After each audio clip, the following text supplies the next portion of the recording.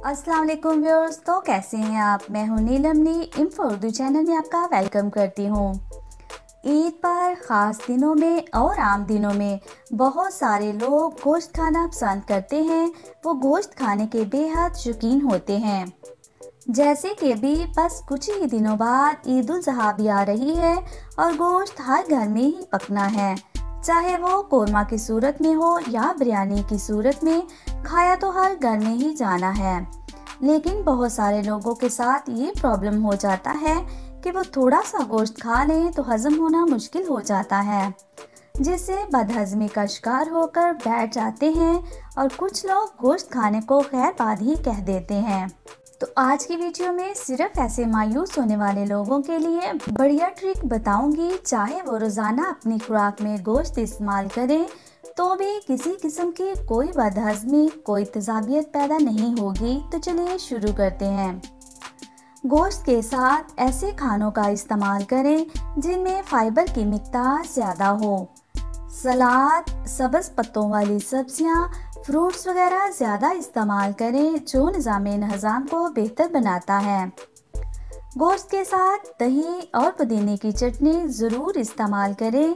दही और पुदीना डाइजेस्टिव सिस्टम को बेहतर बनाता है, जिससे गोश्त जल्द हजम हो जाता है। जब भी बीफ या मटन को पकाया जाए तो इसे पहले पानी में अच्छे से गला लें, बाद में घी डालकर थोड़ी सी बुनाई करके उतार लें ताकि जल्द हजम होने में कोई मुश्किल पैदा ना हो। गोश्त के साथ विनेगर का इस्तेमाल ज़रूर करें, क्योंकि ये कोलेस्ट्रॉल को कंट्रोल करता है, वज़न को कम करता है और दिल की बीमारियों से भी बचाता है। अनारदाना, इमली और आलू बुखारा की चटनी बनाकर आधा चम्मच गोश्त खाने के साथ खा लें तो ये हाजमे को बेहतर बनाते हुए तेजाबियत से बचाती है। अदरक का इस्तेमाल खाने को जल्द हजम करने में मददगार साबित होता है और पेट को बड़ी हद तक हल्का कर देता है। हमेशा कम से कम बाज़ारी मसालों का इस्तेमाल करें।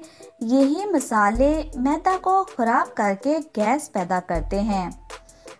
अदरक, लहसुन, प्याज, टमाटर जैसे आम मसाले इस्तेमाल करें जो जल्द जूद हजम होने में मावन साबित होते हैं।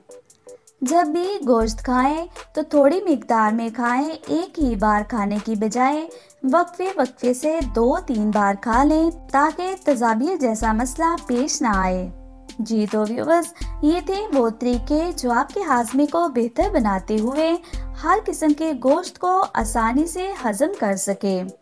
इस वीडियो को अपने दोस्तों के साथ शेयर ज़रूर कीजिएगा और ईद उल ज़ुहा की खुशियों को अच्छे से सेलिब्रेट कीजिएगा।